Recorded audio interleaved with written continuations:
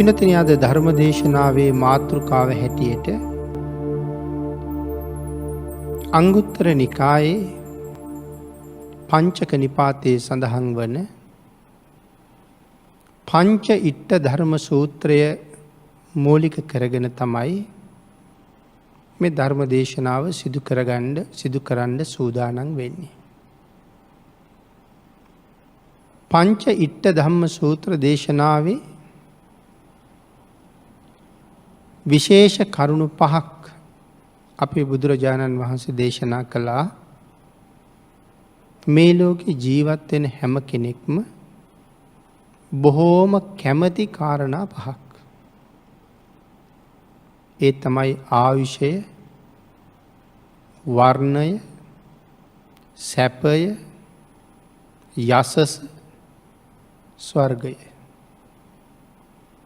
මේකට මේ ලෝකේ ඉන්න හැමෝම කැමතියි. ඒ වුණාට යාඥා කරලා ප්‍රාර්ථනා කරලා කවදාවත් මේ සැප ලබන්න බෑ කියලාම භාග්‍යතුන් වහන්සේ දේශනා කළා. ආර්ය ශ්‍රාවකයා කවදාවත් මේ සම්පත් යාඥා කරන්නෙත් නැහැ, ප්‍රාර්ථනා කරන්නෙත් නැහැ. එහෙමනම් ආර්ය ශ්‍රාවකයා මොකද්ද කරන්නේ? මේ සම්පත් ලැබෙන ප්‍රතිපදාව මොකක්ද කියලා හොයාගෙන ඒ ප්‍රතිපදාව සම්පූර්ණ කරනවා. එතකොටයි මේ දේවල් ලැබෙන්නේ. එහෙමනම් මේ සූත්‍රය ඇසුරු කරගෙන සිදු කරන තුන්වෙනි ධර්ම දේශනාව මේක. ආයුෂය ලැබෙන ප්‍රතිපදාව මොකක්ද කියලා සාකච්ඡා කළා. වර්ණය ලැබෙන ප්‍රතිපදාව මොකක්ද කියලා සාකච්ඡා කළා. සැපය ලැබෙන ප්‍රතිපදාව මොකක්ද කියලා අපි දෙවනි දේශනාවෙන් සෑහෙන ප්‍රමාණයක් සාකච්ඡා කළා. අපි මේ දේශනාවෙන් ඒ සැපය ලැබෙන ප්‍රතිපදාවේ ඊළඟ කරුණු ටිකක් සාකච්ඡා කරගෙන යසස සහ ස්වර්ගය ලැබෙන්නේ කොහොමද කියන කාරණාවත් සාකච්ඡා කරමු. විශේෂයෙන් සැපය ලබන ප්‍රතිපදාව දානය. දානය හේතු කරගෙන කොහොමද සැප ලබන්නේ කියන කරුණු අපි තව ටිකක් සාකච්ඡා කරමු. තුනුරුවන් ප්‍රධාන කරගෙන දන්පැන් පූජා කරාම ලැබෙන ආනිසංසය ඊටාම ඉහළයි කියලා සාකච්ඡා කළා. අපි ඒකට පාදක කරගත්ත දක්ඛින විභංග සූත්‍රය. පෞද්ගලික දාන 14ක් දේශනා කරලා තියෙනවා. සාංගික දාන 7ක් දේශනා කරලා තියෙනවා. තුනුරුවන් උදෙසා දන් දෙනකොට බුද්ධ රත්නය උදෙසා දන් දීම හැම ශේස්ත්‍රයකටම වඩා ඉහළයි. ඒ කාරණාව මුලින්ම සිහිපත් කරලා තියෙනවා. සංඝසතු දානයක් පූජා කිරීමටත් වඩා බුදු පියාණන් වහන්සේ උදෙසා කරන පෞද්ගලික දාන පූජාව මහත්ඵලයි කියලා. දැන් ශාසනයේ මහා ආනිසංස තියෙන දානනේ සංඝසතු දාන. බුදුරජාණන් වහන්සේට තනියම කරනවා නම් පූජාවක් ඒක පෞද්ගලික පූජාවක්. නමුත් සංඝසතු දානයට වඩා භාග්‍යතුන් වහන්සේට කරන පෞද්ගලික පූජාව ආනිසංසදායකයි. කෙනෙක් එතකොට අහන්න පුළුවන් එහෙනම් ඇයි බුදුරජාණන් වහන්සේ දක්ඛින විභංග සූත්‍ර දේශනාවේදී ප්‍රජාපති ගෞතමයන් වහන්සේ මහගෙන ආපු සිවුර මහා සංඝයාට පූජා කරන්න කියලා අනුදැන වදාළේ. මහා සංඝයාට පූජා කරාම ප්‍රජාපති ගෞතමයන් වහන්සේට තවත් ආනිසංස ලැබෙනවා කියලා දේශනා කළේ ඇයි කියලා කෙනෙකුට ප්‍රශ්නයක් නැගෙන්න පුළුවන්. නමුත් දක්ඛින විභංග සූත්‍ර අට කතාවේ පැහැදිලි කරනවා භාග්‍යතුන් වහන්සේ මුලින් පූජා කරන සිවුර බාර ගන්නවා. බුදුරජාණන් වහන්සේ සිවුර පිළිගන්නවා. පිළි අරගෙන තමන්ගේ මෑණියන්ට ලැබෙන්න ඕන ආනිසංස ප්‍රමාණය අත්පත් වෙන්න ඉඩ සැලැස්සුවා. ඊට පස්සේ තමයි සිවුර දෙන්නේ මෑණියනි මේක සංඝයාටත් පූජා කරන්න. දැන් මට පූජා කළා. තමන් වහන්සේ කැමැත්තෙන් බාර කරනවා මේක සංඝයාටත් පූජා කරන්න. එතකොට සංඝයාට පූජා කරපු පිනත් වෙනම හම්බ වෙනවා.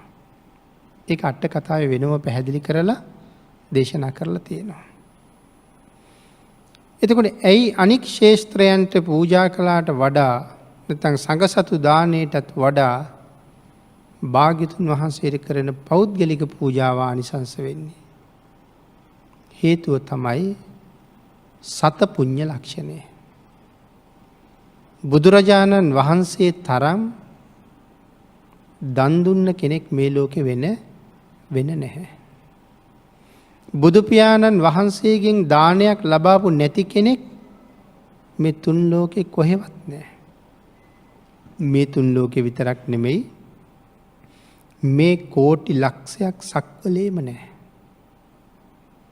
එහෙනම් අදත් අපි බුද්ධ පූජාව කරනවා කියලා මේ කරන්නේ භාග්‍යතුන් වහන්සේට අපේ තියෙන ණය ගෙවන එක. හැබැයි ඒක කවදාවත් ගෙවලා ඉවර කරන්න පුළුවන් ණයක් නෙවෙයි. අපේ පින්නතුන්ට මතක ඇති එක අවස්ථාවක මහා කාශ්‍යප මහරහතන් වහන්සේ නිතර පිණ්ඩපාතේ වඩින නිවසකට උන්වහන්සේට කලින් භාග්‍යතුන් වහන්සේ වැඩියා. එදා ඒ කාන්තාව කාශ්‍යප මහරහතන් වහන්සේ වෙනුවෙන් තියාගෙන හිටපු දාන ටික භාග්‍යතුන් වහන්සේට පූජා කළා. හැබැයි භාග්‍යතුන් වහන්සේ වැඩියාම අනිත් පැත්තෙන් මහා කාශ්‍යප මහරහතන් වහන්සේ නිවසට වැඩියා. ඇය කල්පනා කළා කලින් දන් දුන්නේ හැමදාම දන් දෙන මගේ ස්වාමින් වහන්සේට නෙමෙයි. ඒ නිසා හැන්දත් අරගෙන බුදුරජාණන් වහන්සේගේ පිටිපස්සෙන් අඬ ගහ ගියා. ඒ තමන් පූජා කරපු දානෙ ටික ආපහු ඉල්ලගන්න. බුදුරජාණන් වහන්සේ නතර වෙලා අදිෂ්ඨාන කළා ඇය පිළිගන්වපු ආහාර ටික එක බත් ඇටයක්වත් මේ පාත්‍රයේ නොරැඳේවා. වෙනත් කලින් සදහැවතුන් පූජා කරපු ආහාරයන්ගෙන් එක බත් සරලුවක්වත් ඇගේ හැන්දට එකතු නොවේවා. එහෙම වුණා නම් ඇයට පව් සිද්ධ වෙනවා. බුදුරජාණන් වහන්සේ පිළිගන්වලා ආපහු ඉල්ලපු දේ භාග්‍යතුන් වහන්සේ විශේෂයෙන් බාරගන්නෙත් නැති නිසා ඉතුරු නොවෙන්නත් අදිෂ්ඨාන කළා. ඇය හැන්දට ඒ ටික ගන්නකොට සියල්ලම හැන්දට එකතු වුණා ඇය පූජා කරපු ටික. පස්සේ භික්ෂූන් වහන්සේලා මේ කාරණාව ඇහුවා. ස්වාමීනි ඇයි භාග්‍යතුන් වහන්සේට දන් දීලා ආපහු ඉල්ලුවේ කියලා. භාග්‍යතුන් වහන්සේ හරි අපූර්ව උත්තරයක් දුන්නා. මහණෙනි මේ කෝටි ලක්ෂයක් සක්වලේ ඇය මට ණය නෑ කියලා. මේ පාරමිතා පුරාගෙන එන මේ සංසාරේ මගෙන් ඇයට දාන වේලක් හම්බ වෙලා නැහැ. හේතුව තමයි ඒ කාල පරාසය තුල ඇය මේ කෝටි ලක්ෂයක් සක්වල අතර කොහෙවත් ඉඳලා නැහැ. ඒ නිසා මගෙන් දානයක් ඇයට ලැබිලා නැති නිසා ඇය මට ණය නැහැ. එහෙමනම් ඇය හැර දෙවියන්ගේ බ්‍රහ්මයන්ගේ ඉඳලා ඔබත් මමත් අපි ඔක්කොම බුදුරජාණන් වහන්සේටම අනන්ත ණයයි. සතපුඤ්ඤ ලක්ෂණය කියලා කියවේ අනන්ත සක්වල අනන්ත ජීවීන් සියලු දෙනාම එකතු වෙලා ඒ අනන්ත ජීවීන් කියලා කියන්නේ යටින් අවීචියේ ඉඳලා උඩින් භවග්‍රේ දක්වාම අද ඉන්න කුරා කුහුඹු වගේ ඉඳලා මේ සියලුම ජීවීන් එක්කෙනෙක් දාන 100ක් පූජා කළොත් අපි කියමු අටපිරිකර 100ක් පූජා කරනවා මේක සතෙක්. අනන්ත සක්වල අනන්ත ජීවීන් එක්කෙනා පිරිකර 100 පූජා කළොත් ඒ පිරිකර කන්ද ගොඩ ගැහුවොත් තව සක්වලවල් කීයක් ඕනේ වෙයිද පිරිකර කන්ද ගොඩ ගහන්න? ආං ඒ අය පූජා කරපු ඒ දාන කන්ද කොයි වගේද? ඒවාගේ දාන කඳු 100ක් බෝසතාණන් වහන්සේ මේ බුද්ධත්වය වෙනුවෙන් තනියම දීලා තියෙනවා. ආං ඒකටයි සත පුඤ්ඤ ලක්ෂණය කියලා කියන්නේ. එතකොට මහරහතන් වහන්සේලා ඇතුළු ඒ භික්ෂු පරම්පරාවේ කවුරුවත් එච්චර දන් දීලා නැති නිසා පෞද්ගලිකව නමුත් භාග්‍යතුන් වහන්සේට දෙන දාණයම අතිශයින්ම මහත්ඵලයි, මහානිසංසදායකයි. ඊළඟට පින්නතුනි, මේ දාණය ගැන මේ අය තවත් බොහෝ කරුණු දේශනා වලින් අහලා දන්නවා. හැබැයි එක කාරණාවක් මතක් කරන්න ඕනේ. කෙනෙක් නිවන් දකින්නේ කොහොමද? නිවන් දකිනවා නම් නිවනට යන්නේ කොහොමද? සසර සැප විඳ විඳ දීර්ඝ කාලයක් ඉන්න බලාපොරොත්තු වෙනවා නම් ඒ සසර සැපය රඳවා ගන්නේ කොහොමද කියන කාරණා දෙකම තීරණය කරන මේ ලෝකේ තියෙන උසස් සාධකයක් තමයි දානය කියලා කියන්නේ. මේ ආවට ගියාට සම්පූර්ණ කරන එකක් නෙමෙයි දානය කියලා කියන්නේ. හරියටම සම්පූර්ණ කරන දෙයක්. මොකද අපි දෙන විදිහෙම තමයි අපිට හම්බ වෙන්නේ. මම කොහොමද කැමති ඒ විදිහට ලබන්න නම් ඒ විදිහටම දෙන්න ඕනේ. දානයේ ස්වභාවය ඒකයි. අපි කැමති විදිහ ලැබෙන්නේ කැමති ආකාරයට කැමති දේවල් දන් දුන්නා. ආන් ඒ හින්දා අඩුපාඩු නොවෙන්න ඕනේ. සැකසීම, පිළියෙල කිරීම, පිළිගැන්වීම මේ ටික හරියටම පූර්ණේ වෙන්න ඕනේ. සකසන්න ගියහම මේ පිළිබඳව පින්නතුනි අති සුවිශේෂී කරුණු අනාවරණය කරන දේශනාවක් තමයි ලක්කන සූත්‍රය. භාග්‍යතුන් වහන්සේගේ ශරීර ධාතුවේ පිහිටපු සුවිශේෂී ලක්ෂණ කොහොම සංසාරේ දන් දුන්න නිසාද එහෙම පිහිටියේ? හරියටම සම්පූර්ණ කළා. ලක්කන සූත්‍රයේ සඳහන් කරනවා සිවුරක් පූජා කරන්න ගියහම සිවුරත් පූජා කරනවා. සිවුරු පඳු පොවා ගන්න අවශ්‍ය කොළපොතු ಜಾතිත් පූජා කරනවා. එතකොට සිවුරු හොදන්න පාවිච්චි කරන නොයෙක් කොළ ಜಾති තියෙනවා. කොළ ಜಾති, පොතු ಜಾති. ඒ දේවලුත් පූජා කරනවා. සිවුර හොදලා වනන්න අවශ්‍ය ඒ නූලකුත් වැලකුත් පූජා කරනවා. ඒ විතරක් නෙමෙයි, එදා සිවුර හොදලා දෙන්න 16කුත් පූජා කළා කියලා සඳහන් කරනවා. සිවුර පූජා කරනකොට මේ ඔක්කොම දෙනවා. ඉදිකටු නූල් බෝල ආදී ඉඳලා සියල්ලම එතකොට සම්පූර්ණ කළා. පාවහන් පූජා කරාම පාවහන් දෙකත් පූජා කරනවා. පාවහන් වල එදා ආලේප කරලා තියෙන තෙල් වර්ගත් පූජා කරනවා. පාවහන් දෙක පාවිච්චියෙන් පස්සේ ආරක්ෂාව සඳහා දාලා තියන්න අවශ්‍ය ඒ උපකරණයක් කූඩයක් වාගේ හිකුත් පූජා කරනවා. හං පාවහන් වාගේ දේවල් බිම තියලා තිබුණොත් සත්තුන්ගෙන් උපද්‍රව වලට භාජනය වෙන්න පුළුවන් නිසා අර කූඩෙට දාලා පාවහන් ගුලාවට දාලා ඒක උඩක එල්ලලා තියන්න පුළුවන් කොක්කකුත් පූජා කළා කියලා. ඒක සුරක්ෂිත වෙන්න අවශ්‍ය සියලුම දේවල් පූජා කළා. ආන් එහෙම සම්පූර්ණ කර පූජාවල් කරපු නිසා භාග්‍යතුන් වහන්සේගේ ශ්‍රී පාද පද්මයන් දෙකේ තියෙන චක්‍ර ලාංඡන ආදී දේවල් ඇති වෙන්න ඒ දේවල් හේතු වුණා. එතකොට මේ දානයක් කොයිතරම් සංකීර්ණද කියන කාරණාව එතනින් පේන්නේ. හරියටම සම්පූර්ණ කරනවා කියහම. ඊළඟට මේ කාරණාවේ සඳහන් කළා දැක්කොත් අඩුපාඩුවක් ඒ අඩුපාඩුව සහිතව කවදාවත් පූජාව කරන්න එපා කියලා. අපි සාමාන්‍යයෙන් ලෝකෙ දකිනවා අංග විකල මිනිස්සු. අඩුපාඩු සහිතව සමහරලාට දන් දුන්න අය. ආන් ඒ නිසා සඳහන් කළා මලක් නමුත් බුදුරජාණන් වහන්සේ ළඟ පූජා කළොත් පෙති ඉරිච්ච මල්, පොඩි වෙච්ච මල්, තැලිච්ච මල්, ලප හැදිච්ච මල්, පර වෙච්ච මල් කවදාවත් භාග්‍යතුන් වහන්සේට පූජා කරන්න. මොකද ඒක අපිට එහෙම්මම විපාක දෙනවා. මල් 100ක් අරගෙන ආවහම සමහරලාට හොදලා පිරිසිදු කරලා තෝරලා බලහම මල් 5ක් 6ක් වෙන්න පුළුවන් මේ කියපු උපද්‍රව වලට භාජනය වෙලා නැත්තේ. අපිට තණ්හාව වැඩි හින්දා දුක හිතෙන්න පුළුවන් සල්ලි වලට ගෙනාපු මල් 100ක්. නමුත් 95ක්ම අයින් කරලා 5ක් පූජා කරන්න තියෙන්නේ නොකැමැත්තක්. නමුත් අර 95 අයින් කරලා මේ 5 පූජා කරන එක අර තැලුණ පොඩි වුණ මල් පූජා කළාට වඩා මහත් ආනිසංසදායකයි.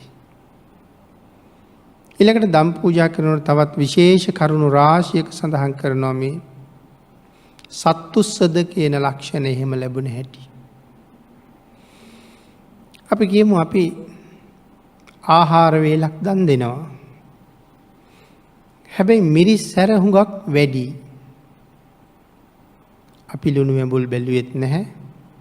ඒ නිසා ලුණුත් වැඩි වෙලා මිරිසුත් වැඩි වෙලා භුක්ති විඳින කෙනාට ඒ සැර වැඩි නිසා සමහරලාට දහදිය වැగిරෙනවා. නාහෙන් දියර ගලනවා. නමුත් ප්‍රතික්ෂේප කරන්න බෑ. දුන්න කෙනා බලාගෙන ඉන්නවා. වළඳනවා හරි අපහසුයෙන්. එතකොට ඒ අපහසුතාවය නිසා ඇස් රතු වෙනවා. නහරවල් ලිප්පෙනවා. ලොකු වේදනාවක් නේ. අපිටත් සංසාරේ විපාක දෙනකොට ඒ විදිහටම විපාක දෙනවා. නහරවල් මතුවෙච්ච, ඇස් බොර පාට වෙච්ච, මුහුණ වෙහෙස විරූපී බවට පත් වෙච්ච ශරීර අපිටත් සංසාරේ හම්බෙනවා. තව කෙනෙක් ඊටා ප්‍රණීත විදිහට දන් දෙනවා. සමහර කෙනෙක් ඉපදෙනවා තමන්ගේ ශරීරයේ තියෙන මේ නහරයක්වත් පේන්නේ නැහැ. බොහොම ලස්සන ශරීරය. එහෙම ලැබුණෙත් දන් දීලා. ඒකයි මම සඳහන් කළේ මේ බොහොම පහසුවෙන් දෙන්න පුළුවන් දානේ. නමුත් හරියටම දෙනවා කියන කාරණාව කොච්චර දැනගෙන සම්පූර්ණ කරන්න ඕනේද කියන කාරණාවයි සඳහන් කළේ. ඊළඟට සුවය ලැබෙන දාන අතර තව මේ පාවහම් පූජාව භාග්‍යවතුන් වහන්සේ දස දාන වස්තුවක්ම පැහැදිලි කරනවා. ශාසනයේ යානා පූජාව. යානා පූජාව කියලා කියන්නේ සසර ඊටාම සැපහම්ම වෙන තව පූජාවක්. එතකොට මොකක්ද ශාසනයට යානා පූජාව කියලා කියන්නේ? පාවහම් පූජාව. පාවහ, පැදුරු, කොට්ටමෙට්ට, කුෂන් වර්ග මේ වගේ දේවල් පූජා කිරීම පාපිසි වගේ දේවල්. ඒ තමයි ශාසනයේ යානා පූජාවල්. හරියටම කරගත්තාම සසර බොහෝ සුවදායක අපිට යාන වාහන තමයි ලැබෙන්නේ. ඊටා පහසුවෙන් ගමන් බිමන් යන්න පහසුකම් තමයි සැලසෙන්නේ. එදිනෙදා ජීවිතයේ සැතපෙනකොට පරිහරණය කරනකොට ඊටාම පහසුවෙන් ආසන ආදිය අපිට ලැබෙන්නේ. මේ මහ පිංකම අපිට කරගන්න හේතු වුණ ශාසනයේ හැබෑම සත්පුරුෂයා කවුද? ඇයි බුදුරජාණන් වහන්සේ පාවහන් පූජාවක් අනුදැන වදාළේ?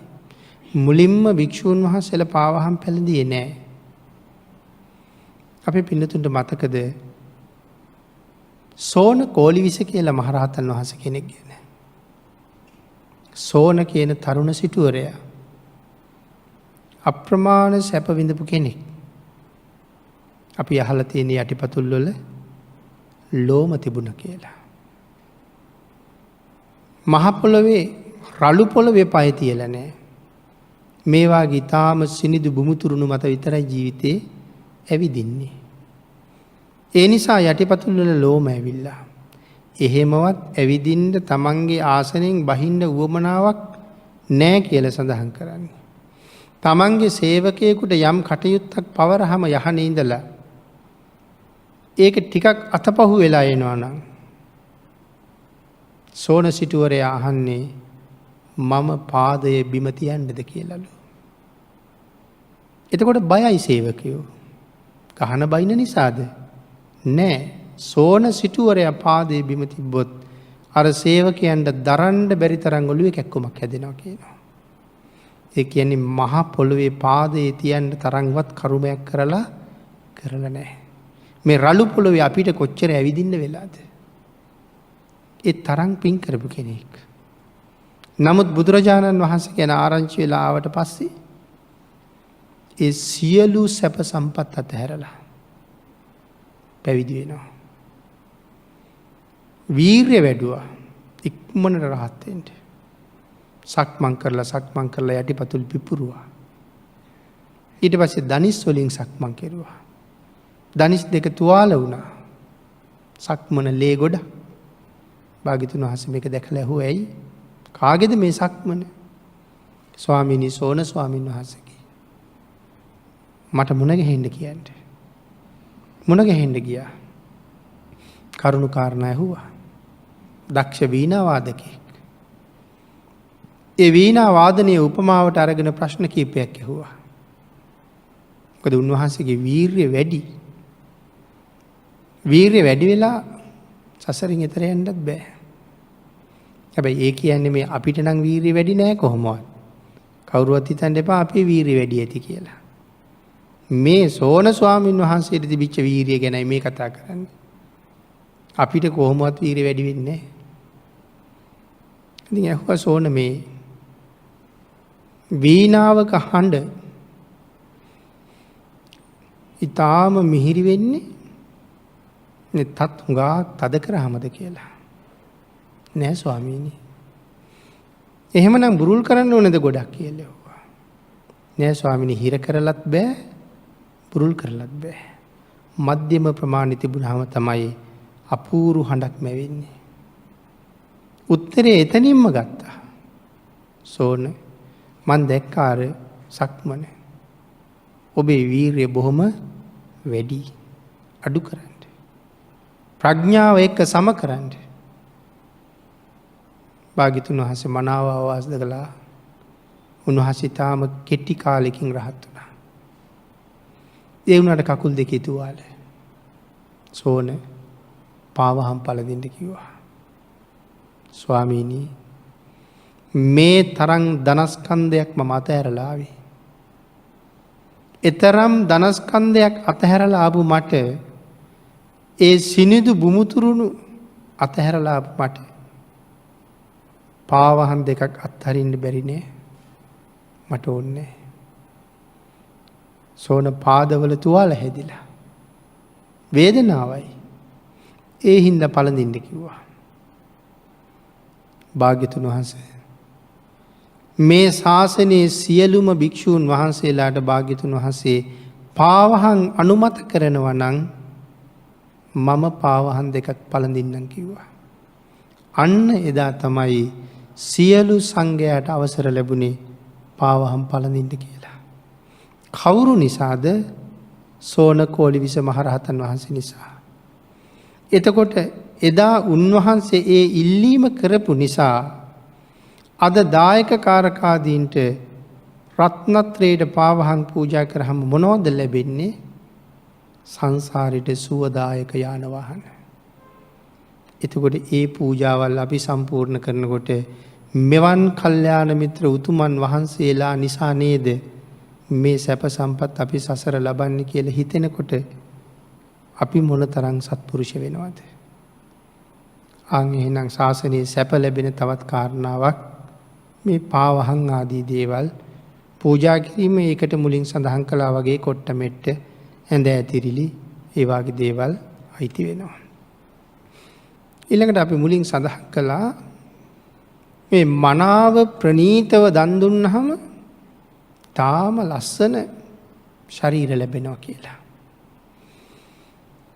මේ ශාසනයේ එහෙම අය දැක්ක හරියට. ධම්මචේතිය සූත්‍රයේ කොසල් මහරජුරු බුදුරජාණන් වහන්සේ එක සාකච්ඡා කරනකොට සඳහන් කළා ස්වාමීනි මම සමහර ශාසනයක ශ්‍රමණයන් වහන්සේලා දැක්කා. දකින්න හරි අප්‍රසන්නයි. ඇටකෝඩු පෑදිලා නහරවැල් මතුවෙලා අප්‍රසන්න ශරීර වලින් යුක්තයි. මං ඒ ඇත් එක කතා කෙරුවා. මං ඇහුවා මොකක් හරි මේ සීලය ගැන ප්‍රශ්නයක් තියෙන හින්දවත් කල්පනා කරලා මෙහෙම කෘෂ වෙලාද කියලා. ඒගොල්ලෝ මට උත්තරයක් දුන්නේ මේක අපිට පරම්පරාවෙන් එන රෝගයක් කියලා. හරි අප්‍රසන්නයි දකින්න. නමුත් ස්වාමීනි මේ ශාසනයේ භික්ෂුව අතර මං එහෙම දැක්කේ නෑ. ඊටාම ප්‍රියමනාප ලස්සන ශරීර සම්පත් රූප ස්වභාවත් මම මේ ශාසනය ඇතුලේ දකිනවා. එහෙම දැක්කේ මේ ශාසනය විතරයි. එහෙනම් පෙර හොඳට දන් දීලා පෙර හොඳට සිල් රැකලා ලබාගත් ජීවිතය ඊටාම ප්‍රියමනාපයි. එහෙමනම් එහෙම ප්‍රියමනාප වුණේ මනාව දන් දුන්න නිසා මනාව දන් දෙන විදිහක් දේශනා කරලා තියෙනවා නම් ඒ මේ බුද්ධ ශාසනයේ විතරයි කියන කාරණාව මනාව තහවුරු කරපු තව තැනක්. ඊළඟට සඳහන් කළා මේ විදිහට සැප ලබන ප්‍රතිපදාව සම්පූර්ණ කරාම ඒ අයට මෙලවත් දීර්ඝායුෂ ලැබෙනවා පරලොවත් දීර්ඝායුෂ ලැබෙනවා. ඒ කියන්නේ මනුෂ්‍ය සම්පත්තියත් දීර්ඝායුෂයි දිව්‍ය සම්පත්තියත් ඊටාම දීර්ඝායුෂයි. මෙලව පරලොව දෙකම මනාව දියුණුවට පත් කරනවා. ආන්ගේ නිසා සඳහන් කළා මේ වාගේ සැප සම්පත් ලබන්න නම් මේ ලෝකේ ජීවත් වෙන අය ප්‍රාර්ථනා කළාට වැඩක් නැහැ. යාඥා කළාට වැඩක් නැහැ. මෙහෙම සැප ලැබෙන ප්‍රතිපදාවට අවතීර්ණ වෙලාම ඒ සැපේ ලබන්න ඕනේ. ඒ අවතීර්ණ වීම සැපය ලැබීම සම්මා සම්බුද්ධ ශාසනයක් නිසාමයි. ඒ තරහි තුම්හේ ආපජ්ජ පතිට්ටං අධිගච්ඡරේ තුම්හාකං වන්දනං කତ୍වා උත්තින්නම්ම භවන්නවා. විශේෂයෙන් ස්වාමීනි භාග්‍යතුන් වහන්සේ ඒ තරහි තුම්හේ ආපජ්ජ ඔබ වහන්සේගේ පැමිණීම නිසා පතිට්ටං අධිගච්ඡරේ අපි මනා වූ පිහිටීමක් ලැබුවා. මෙකල්හි ඔබ වහන්සේගේ පැමිණීම නිසා අපිත් මනා වූ සරණක් ලැබුවා. පතිට්ටං අධිගච්ඡරේ තුම්හාකං වන්දනං කତ୍වා ඔබ වහන්සේට වැඳලා උත්තින්නම්ම භවන්නවා. ස්වාමීනි අපි මේ සංසාරයෙන් එතර යනවා. අපිට සංසාරයෙන් එතර යන්න ඔබ වහන්සේගේ පහළවීමම හේතු වුණා. මෙච්චර කල් මේ සංසාරය ඇවිදගෙන එනකොට බුද්ධාදී මහෝත්තමයන් වහන්සේලා ඕන තරම් මුණ ගැහුණා. ඒ වුණාට ආර්යයන් වහන්සේලාට අකීකරු වෙච්ච නිසාම තාමත් මේ සංසාරේ අපි ඇවිදිනවා. හැබැයි ඔබ වහන්සේ මුණ ගැහුණට පස්සේ තවත් ආර්යයන්ට අකීකරු වෙන්නේ භාග්‍යතුන් වහන්සේගේ වචනයටම කරු කරනවා කියලා යෙතන සඳහන් කළේ. එහෙනම් ශ්‍රේෂ්ඨ මනුස්ස ජීවිතයක් උතුම් බුද්ධාන්තරයක ලැබිලා තියෙන මෙවන් උතුම් අවස්ථාවක මේ ලැබිලා තියෙන අස්වැසිල්ල හැබෑම අස්වැසිල්ලක් බවට පත් කරගන්න ඕනේ. මෙය ගිලිහෙන එක මොහොතින් සිද්ධ වෙන්න පුළුවන්. වාඩි වෙලා ඉන්න ආසනයේ උඩ ඒක වෙන්නත් පුළුවන්. අද ගෙදර යන ගමන් ඒක වෙන්නත් පුළුවන්.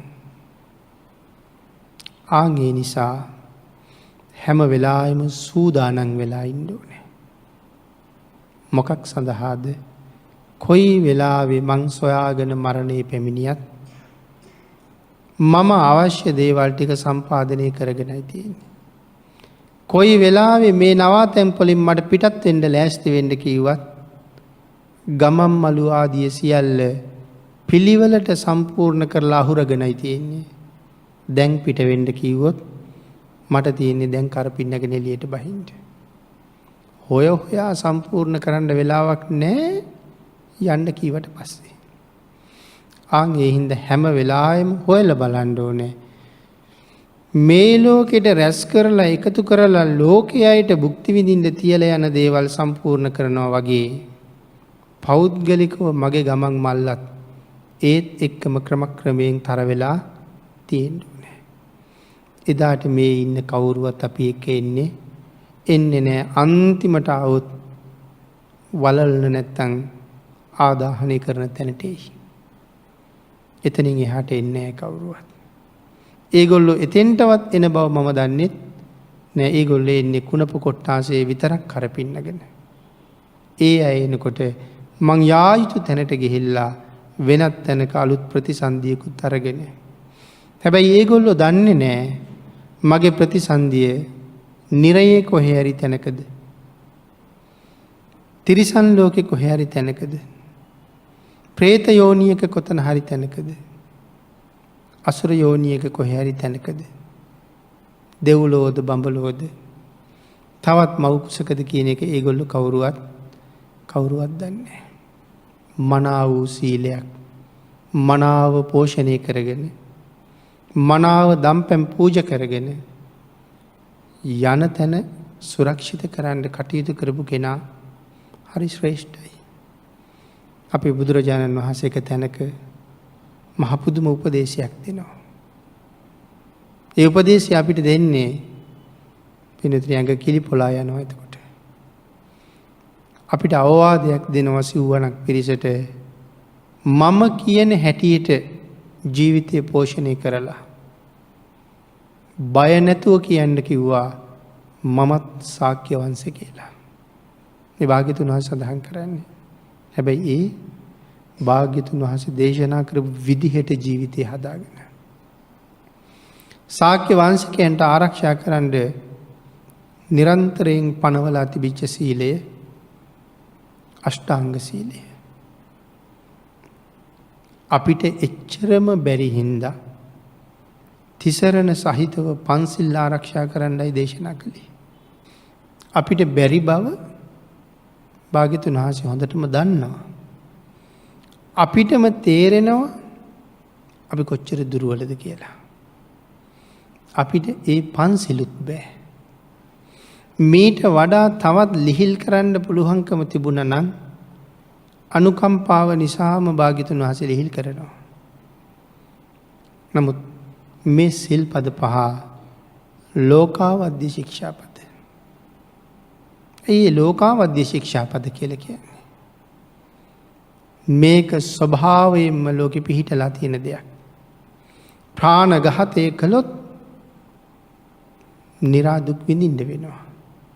අල්පායුෂ්ක වෙන්න වෙනවා. හොරකම් කළොත් අපිත් අකමැති වෙලාවේ අපේ වස්තුවත් විනාශ වෙනවා. ඒකටත් නිරාදුක් විඳින්න වෙනවා. 3 වෙනි 4 වෙනි 5 වෙනි ශික්ෂාපද ගැන කියන්න තියෙන්නේත් එහෙම්මමයි. ඒ නිසා ලෝකෙට බුදු කෙනෙක් පහළ වුණත් නැතත් ඒ කාරණාව එහෙම්මමයි. ඒ නිසා ඒවා ලෝකවද්‍යයි. ප්‍රඥප්ති වද්‍ය කියලා ශික්ෂාපද කොටසකුත් තියෙනවා. මොනවද මේ ප්‍රඥප්ති වද්‍ය කියලා කියන්නේ? විකාල භෝජනා වේරමණී සික්ඛාපදං සමාදියාමි.